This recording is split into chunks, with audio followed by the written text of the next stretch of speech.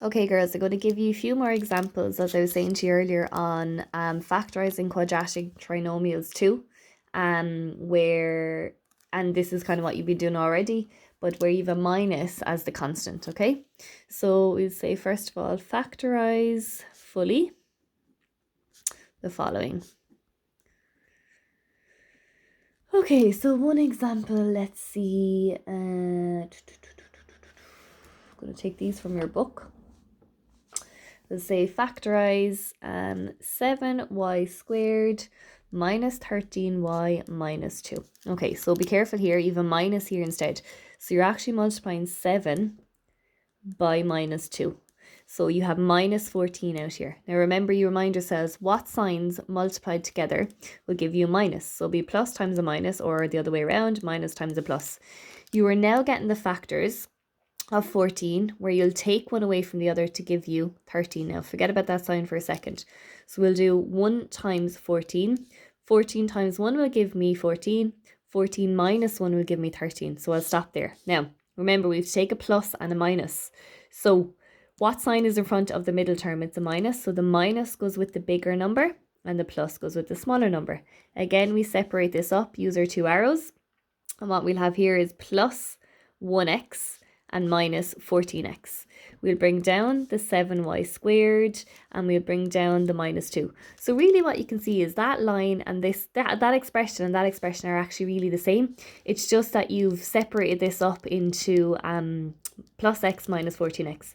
So we'll group these two and we'll group these two. Okay, so why did I put down y? Apologies, sorry. It should have been y, not x. Apologies, because we're dealing with y's here. Sorry about that. So we are all our variables, we keep in y, not x. I just had x in my head there. So what we have here then is we need to factorise these two terms. Okay, so using the highest common factor, what's a common factor for 7y squared plus y? It would be just 1y. So if we take out y, what are we left with? What am I multiplying y by to give you 7y squared? It would be 7y. What am I multiplying y by to give you y? It would be just plus 1. Okay, I need to get 7y plus 1 over here. So let's look at what we have. We've minus 14y minus 2. Okay, so if I take out plus 2, I'd have minus 7y here. So I need to take out minus 7. So if I take out not minus 7, minus 2. I said minus 2 in my head and I said 7. I don't know why I put that down. So minus 2. So when we take out minus 2, what do you multiply minus 2 by to give you minus 14y? It will be 7y. And what do you multiply minus 2 by to give you minus 2? It will be plus 1. And aren't our two brackets now the same? So it's like our common factor is 7y plus 1. That goes down first. And we have y minus 2. And that is your first example then. Okay, let's do another example. So we'll say factorise 2x squared plus 3x minus 5. So again, we have a minus here, so we're multiplying 2 by minus 5. So 2 by minus 5 is minus 10. So we've got a minus by a plus and a plus by a minus. Okay, think about the signs that multiply together to give you a minus. We then look at the factors of 10 that I'm now taking one away from the other to give me 3. Forget about this sign for a second. So let's go. 1 times 10 is 10. 10 minus 1, does that give me 3? No, it doesn't. Let's go again. 2 times 5 is 10. 5 minus 2, does that give me 3? Yes, it does. Remember now I'm taking two different signs. So what sign do I have in front of the middle term here? I have a plus. So the plus goes with the bigger number and the minus goes with the smaller number. So I'm splitting this up, the 3x, up into minus 2x plus 5x. I'm bringing down the 2x squared. I'm bringing down the minus 5. So I'll group these two and then I'll group these two then to factorise because they're like grouping then. Okay, so let's have a look at what I have here then, right? Let's see what's common factors. So actually 2 and x are common factors, aren't they? So what am I multiplying 2x by to give you 2x squared? It would be x. What am I multiplying 2x by to give me minus 2x? It will be minus 1. So 2x times minus 1 will give me minus 2x, okay? And then we have plus 5. And we would left with, what do you multiply 5 by to give you 5x? It would be x. What do you multiply 5 by to give you minus 5? It would be minus 1. These two brackets are the same, so I'm happy with that. I have x minus 1 and I have 2x plus 5. Now let's just check, right? Let's check that I'm happy? What if I flew through that and didn't really check or just took my time? Let's check our answer. Or sometimes they ask you to verify your answer. So we're going to take the two brackets and we're going to expand the two brackets, okay? So multiply the first bracket into the second bracket, multiply the first bracket into the second bracket. So each term of the first bracket is multiplied into the second bracket.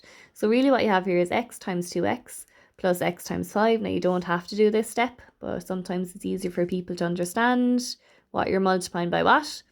So you have 2x squared, you have plus 5x, you have minus 2x, and you have minus 5. So let's simplify then. Let's put our like terms together.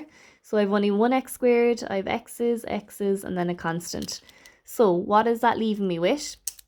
It is leaving me with 2x squared, 5x minus 2x is plus 3x, and then minus 5. And is that the same as the expression up here? Yes, it is. So I've done that correctly.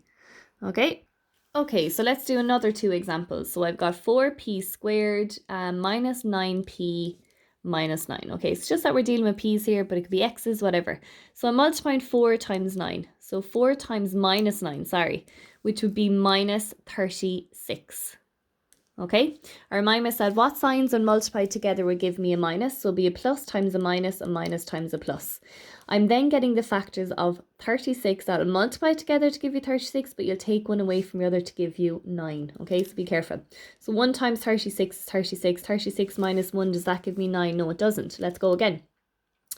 2 times 18 gives me 36. 18 minus 2, does that give me 9? No, it doesn't. Let's go again. So we'll have 3 times 12. 3 times 12 give me 36. 12 minus 3, does that give me 9? Yes, it does. Let's stop there. What sign is in front of the middle term? It's minus. Now remember, you're taking a plus and a minus. So the minus would go with the bigger number here, and the plus would go with the smaller number. Let's split this up. So we'll have plus 3x minus 12x. We bring down this then, and we'll have bring down the 4p squared. Oh my god, I keep putting down x's. Sorry, I'm so used to doing x's. And then we'll bring down the minus 9. Okay, sorry about that if I was confusing you again. So we're grouping these two terms and we're grouping these two terms, okay? So let's have a look then. What's common to 4p squared and 3p? It would only be p. And what you'd be left with then is what are you multiplying p by to give you 4p squared? It would be 4p. What are you multiplying p by to give you 3p? It would be plus 3. So I need to get 4p plus 3 over here. So let's have a look then, right? I have a minus here and a minus here. So if I took out a minus, that will turn this into a plus. So what's common to 12 and 9? It would be minus 3. So we've minus 3 taken out. What are you multiplying minus 3 by to give you minus 12p? It would be 4p. And what are you multiplying minus 3 by minus 9? It would be plus 3. Okay, minus 3 times plus 3 will give me minus 9. And these two brackets are the same. Brilliant. That's what I want. So put down my two factors then, which is 4p plus 3 and p minus 3. And I'll just do one more example with you, so you can take down maybe two of these examples if you want. So factorize 6x squared plus 11x minus 10. Okay, so multiplying 6 by minus 10. So 6 by minus 10 will give me minus 60. Remind myself what signs multiplied together will give me minus. Plus times a minus times a plus. I'm getting the factors of minus 60 that I'll take one away from the other then to give me 11. Forget about that sign for a second. So 1 times 60 is 60. 60 minus 1, does that give me 11? No, it doesn't. 2 times 30 is 60. 30 minus 2, does that give me 11? No, it doesn't. 3 times 20. 20 times 3 gives me 60. 20 minus 3, does that give me 11? No, I'll go again. 4 times 15. So 4 times 15 will give me 60. 50 minus 4, will that give me 11? Yes, it will. Now, remember I need to take a minus and a plus. What sign is in front of the middle term here? It's a plus.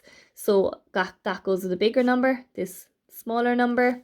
So we will open this up, split it up then into minus 4x plus 15x. Happy that the x's are this one because I keep making mistakes in the other one.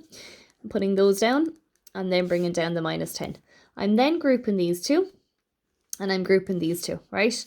So let's look at 6x squared minus 4x. What's highest common factor? Highest common factor here would be 2 and also x. So what am I multiplying 2x by to give me 6x squared? It would be 3x. 3 times 2 is 6, x times x is x squared. What am I multiplying 2x by to give me minus 4x? It would be minus 2. Okay, I need to get 3x minus 2 on this side. Right, let's have a look at what I have here. Okay, I'm happy enough there's a minus in the middle, so I could just take out a plus number here. What's common to 15 and 10? It would be plus 5. What are you left with? 5 times what will give you 15x? 3x. 5 times what will give you minus 10? It will be minus 2. So my two brackets then are 3x minus 2 and 2x plus 5. And that is my answer then for that one. Okay, so that's a few more examples on those.